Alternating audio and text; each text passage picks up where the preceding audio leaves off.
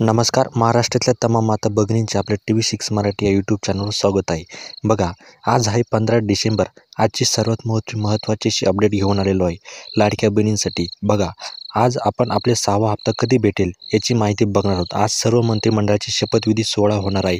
तर आता सर्व मंत्रिमंडळ झालं, मुख्यमंत्रीसुद्धा झाले, तरीसुद्धा अजून आपल्याला डिसेंबरचा हप्ता भेटलेला नाही. तर तो आपल्याला कधीपर्यंत भेटेल याचीच माहिती आपण बघणार आहोत. आणि त्याचबरोबर ज्या महिलांची खोटी माहिती दिलेली आहे लाडकी बहीण योजनेचा फॉर्म भरताना, अशा महिलांवर खरंच गुन्हा दाखल होणार आहे का, याचीसुद्धा माहिती आपण बघणार आहोत. तरी व्हिडिओ शेवटपर्यंत नक्की बघा आणि चॅनलवर नवीन असाल तर सबस्क्राईब करा, जेणेकरून अशीच माहितीपूर्ण व्हिडिओ तुम्हाला बघायला मिळतील. तर चला, वेळ वाया न घालवता लगेच व्हिडिओला सुरुवात करू. तर बघा, संपूर्ण डिटेल्समध्ये माहिती बघण्यासाठी आपण इथे स्क्रीनवर आलेलो आहे.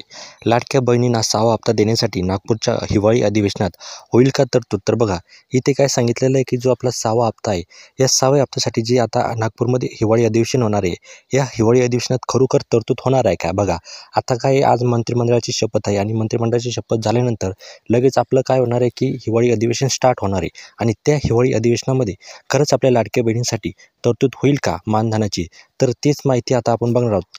तरी त्या सर्वांनी व्हिडिओ शेवटपर्यंत नक्की बघा. आणि जर तुमच्या काही समस्या असतील लाडकी बहीण योजनेबद्दल, तर त्या तुम्ही आम्हाला कमेंटमध्ये विचारा. तुमच्या कमेंट्स आम्ही पूर्णपणे रिप्लाय देण्याचा प्रयत्न करत असतो.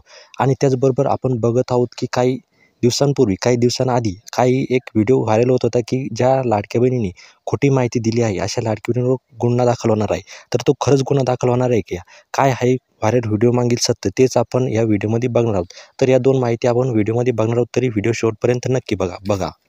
अकोला विधानसभा निवडणुकीची आचारसंहिता संपुष्टात आल्यानंतर 17 दिवसांचा कालावधी उलटून गेला. तर बघा, आता काय झालेलं आहे की विधानसभा निवडणुकी संपल्या, आचारसंहितासुद्धा संपुष्टात आल्या आणि 17 दिवसांचा जो कालावधी आहे हा उलटून गेलेला आहे. मात्र मुख्यमंत्री माझी लाडकी बहीण योजनेअंतर्गत लाभार्थी महिलांना 6व्या हप्त्याची रक्कम अद्याप मिळालेली नाही. तर बघा, काय झालेलं आहे की महिलांना अजूनसुद्धा 6व्या हप्त्याची जी रक्कम आहे ती भेटलेली नाही आहे. त्यामुळे 6व्या हप्त्याची रक्कम खात्यात जमा होणार कधी, या संदर्भात राज्यातील 2,50,00,000 लाभार्थी महिलांकडून प्रतीक्षा केली जात आहे. तर बघा, इथे जो 6वा हप्ता आहे, हा 6वा हप्ता आपल्याला कधी भेटणार आहे, या संदर्भातील राज्यातील जवळजवळ 2,50,00,000 ज्या लाभार्थी महिला आहे, अशा लाभार्थी महिलांकडून प्रतीक्षा केली जात आहे की बुवा आपल्याला आता डिसेंबरचा हप्ता कधी भेटणार आहे. जर भेटलासुद्धा तरी आपल्याला 2100 भेटेल का 1500 रुपये भेटेल, हे सुद्धा लाडक्या बहिणींना उत्सुकता लागलेली आहे की बुवा आपल्याला किती पैसे भेटणार आहे. या पार्श्वभूमीवर लाडक्या बहिणींना 6व्या हप्त्याची रक्कम देण्यासाठी राज्य विधिमंडळाच्या नागपूर येथील अधिवेशनात तरतूद होण्याची शक्यता वर्तवली जात आहे. तर बघा, याच पार्श्वभूमीवर काय आहे की लाडक्या बहिणींना आता जो 6व्या हप्त्याची रक्कम देण्यासाठी जे राज्य विधिमंडळाचे जे नागपूरमध्ये अधिवेशन होणार आहे, या अधिवेशनामध्ये तरतूद होण्याची एक शक्यता वर्तवली जात आहे.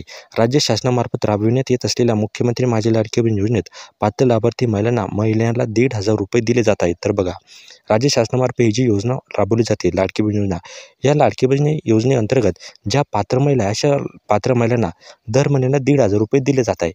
काय झालेलं आहे की त्यांनी निवडणुका लागण्यापूर्वी, निवडणुकीच्या आधी असं आश्वासन दिलेलं होतं की आम्ही जर आमचं सरकार पुन्हा आलं तर आम्ही लाडक्या बहिणींना 1,500 रुपये न देता त्यांना 2,100 रुपये देऊ. तर आता ते सुद्धा आपल्याला कळलं या अधिवेशनात, खरंच आपल्याला 2,100 रुपये भेटेल की 1,500 रुपये भेटेल, ते सुद्धा एक महत्त्वाचा पॉईंट असणार आहे. विधानसभा निवडणुकीची आचारसंहिता लागू होण्यापूर्वी राज्यातील लाडक्या बहिणींच्या खात्यात 5व्या हप्त्याची रक्कम जमा करण्यात आलेली आहे. तर बघा, काय झालेलं आहे की जसं विधानसभेच्या आचारसंहिता लागायच्या आधी काय झालेलं आहे की जे आपले माजी मुख्यमंत्री होते एकनाथ शिंदे यांनी ऑक्टोबर आणि नोव्हेंबर हे दोन्ही हप्त्याचे जे पैसे आहे ते आपल्या खात्यामध्ये आधीच ट्रान्सफर केलेली होती. म्हणजे त्यांनी काय केलेलं होते की 3,000 रुपये जे आहे ऑक्टोबर आणि नोव्हेंबरची भाऊबीजेची ओवाळणी म्हणून त्यांनी आपल्या खात्यामध्ये टाकलेले होते. त्यानंतर विधानसभा निवडणूक आटोपली. बघा, त्यानंतर काय झालं की आपली विधानसभेच्या निवडणूक जी आहे त्या आटपल्या. आचारसंहितासुद्धा संपुष्टात आल्यानंतर 70 दिवसांचा कालावधी उलटून गेला. मात्र लाडक्या बहिणींच्या खात्यात 6व्या हप्त्याची रक्कम अद्याप जमा करण्यात आली नाही. तर बघा, हे सर्वसुद्धा झालं, पण अजूनसुद्धा लाडक्या बहिणींच्या खात्यामध्ये जो आपल्या 6व्या हप्त्याची प्रतीक्षा आहे आपल्याला, या 6व्या हप्त्याची रक्कम अद्यापही आपल्या खात्यामध्ये जमा झालेली नाही. त्यामुळे 6व्या हप्त्याची रक्कम खात्यात केव्हा जमा होणार, या संदर्भात योजनेअंतर्गत राज्यातील जवळपास 2,50,00,000 लाभार्थी महिलांकडून प्रतीक्षा केली जाते. बघा, यामुळे काय होतं की राज्यातील जवळजवळ 2,50,00,000 लाभार्थी महिला आहे, अशा महिलांकडून आता प्रतीक्षा होत आहे की बुवा आम्हाला 6वा हप्ता कधी भेटेल. राज्यात स्थापन झालेल्या नवीन सरकारचे नागपूर येथील विधिमंडळाचे अधिवेशन येत्या 16 डिसेंबरपासून सुरू होत आहे. तर बघा, जे आपलं मंत्रिमंडळाचं जे अधिवेशन आहे, हिवाळी अधिवेशन हे नागपूरमध्ये होणार आहे आणि ते उद्यापासून स्टार्ट होणार आहे. त्यामुळे विविध योजनांसोबतच लाडकी बहीण योजनेतील लाभार्थी महिलांच्या खात्यात 6व्या हप्त्याची रक्कम जमा करण्यासाठी आवश्यक असलेली तरतूद मंजूर होण्याची शक्यता आहे. तर बघा, आता उद्यापासून आपलं हिवाळी अधिवेशन स्टार्ट होणार आहे. पण आता लाभार्थीच्या महिलांच्या खात्यामध्ये 6व्या हप्त्याची जी रक्कम आहे, 6व्या हप्त्याची जी रक्कम आहे, ती खरोखर जमा होणार आहे की आहे का? अशी सुद्धा एक आवश्यकतेची वर्तवणूक केली जात आहे किंवा होऊ शकते. तरतूद मंजूर झाल्यानंतर खात्यात जमा होणार रक्कम. तर बघा, आता जर आपली तरतूद तिथे मंजूर झाली, तर आपल्या खात्यामध्ये कधी पैसे जमा होणार 6व्या हप्त्याची, ते सुद्धा एक महत्त्वाचा पॉईंट असणार आहे. विधिमंडळाच्या नागपूर येथील हिवाळी अधिवेशनात सभागृहाची मंजुरी आणि या संदर्भातील वित्त विभागाकडून तरतूद मंजूर झाल्यानंतर राज्यातील लाडक्या बहिणींच्या खात्यात 6व्या हप्त्याची रक्कम जमा होणार आहे. तर बघा, विधिमंडळाचं जे अधिवेशन होणार आहे नागपूरमध्ये, हिवाळी अधिवेशन, या सभागृहात मंजुरी आणि या संदर्भात जे वित्त विभागाकडून तरतूद मंजूर करण्यात झाल्यानंतर राज्यातील लाडक्या बहिणींच्या खात्यात लगेच पैसे जमा होणार आहे. अर्ज नोंदणीचाही निर्णय होणार. तर बघा, आता ज्या महिलांनी अर्ज अजूनसुद्धा केले नाही, तर त्यांच्यासुद्धा अर्ज नोंदणीची जी निर्णय आहे हा होण्याची शक्यता आहे. मुख्यमंत्री माझी लाडकी बहीण योजनेत शासनाच्या पोर्टलवर अर्ज करून लाभार्थी महिलांची नोंदणी करण्याची प्रक्रिया विधानसभा निवडणुकीच्या आचारसंहिता लागू होण्यापूर्वी गेल्या 14 ऑक्टोबरपासून बंद करण्यात आली आहे. त्या अनुषंगाने योजनेअंतर्गत नवीन लाभार्थी महिलांचे अर्ज स्वीकारून नोंदणी सुरू करायची की नाही या संदर्भात निर्णय विधिमंडळाच्या नागपूर येथील हिवाळी अधिवेशनात शासनाकडून होण्याची शक्यता आहे. तर बघा, ज्या महिलांनी अजूनसुद्धा अर्ज केलेले नाही, तर त्यांचा अर्ज चालू होणार आहे की बंद होणार आहे ते सुद्धा या अधिवेशनात आपल्याला कळणार आहे. तर बघा, त्यानंतरची जी आपली सर्वात मोठी बातमी आहे ती म्हणजे ज्या महिलांनी लाडकी बहीण योजनेचा फॉर्म भरताना काही चुकीची माहिती दिली आहे, अशा महिलांवर गुन्हा दाखल होणार आहे का? काय आहे व्हायरल मेसेज मागचं सत्य? पहा स्पेशल रिपोर्ट. तर बघा, आता ज्या महिलांनी खोटी माहिती दिली आहे, अशा महिलांवर खरंच गुन्हे दाखल होणार आहे का? तेच आपण आता बघणार आहोत. बघा, राज्यात लाडकी बहीण योजनेचा बोलबाला आहे. शेकडो महिलांनी या योजनेचा लाभ घेतला आहे. निवडणुकीत महायुती सरकारला याच लाडक्या बहिणींची साथ लाभल्यानं सरकार पुन्हा सत्तेत आल्याचं बोललं जात आहे. मात्र आता याच लाडक्या बहिणीवर गुन्हा दाखल होणार असल्याचा एक मेसेज सोशल मीडियावर व्हायरल होत होता. बघा, काय होतं की आता सर्व झालं, निवडणुका झाल्या आणि महायुती सरकार हे सत्तेवर आलं.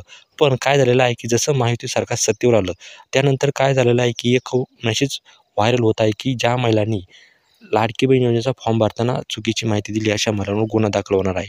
नेमकं आता काय यामागे सत्य? खोटी माहिती दिल्यानं या महिलांवर कारवाई होणार असल्याचा दावा या मेसेजमध्ये करण्यात येतोय. तर बघा, या मेसेजमध्ये काय होतं आहे की ज्या महिलांनी खोटी माहिती दिली, अशा महिलांवर कारवाई होणार असल्याचा दावा या मेसेजद्वारे केला जात आहे.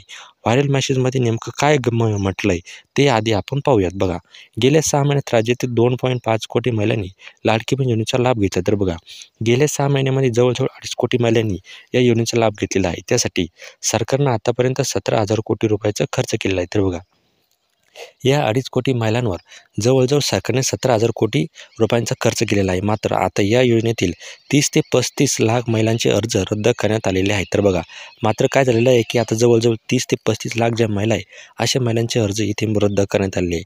या महिलांच्या अर्जाची तपासणी केली जाणार असून खोटी माहिती देणाऱ्या महिलांवर गुन्हे दाखल करण्यात येणार आहे.